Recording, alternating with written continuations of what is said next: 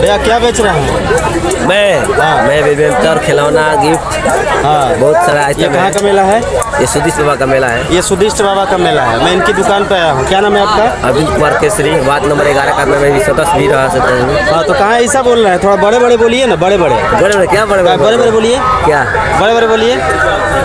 मैं सदस्य हूँ वार्ड नहीं, नंबर क्यों 11। अपने मुँह से बोलिए बड़े बड़े बड़े बड़े क्या बोले हम? बड़े बड़े बड़े बड़े बड़े बड़े हम क्या बोले भाई? चूरी बोलिए, चूरी चूड़ी चूरी चूड़ी क्या को बोले? चूड़ी चूड़ी चूड़ी क्यों बोले भैया? चूरी बोलिए। क्या चूड़ी बोले हम? कहा है तोतला बोल रहे हैं, बताइए ना। क्या बोल रहे भैया? चूरी बोलिए। ये हमारे बड़े भाई अरविंद भैया हैं। ये रानीगंज बैरिया में इनकी गिफ्ट की दुकान है। रानीगंज में ना, मैं भी आपसे मिलकर मैं भी तोतला हो गया दोस्तों। ये है, मैं दिखा रहा हूँ। और पीछे हमारे राहुल बाबू है, बाबू। ये दुकान है भैया की ये दुकान है। इसको मैं शेयर करूँगा डाल दो यूट्यूब पे ना।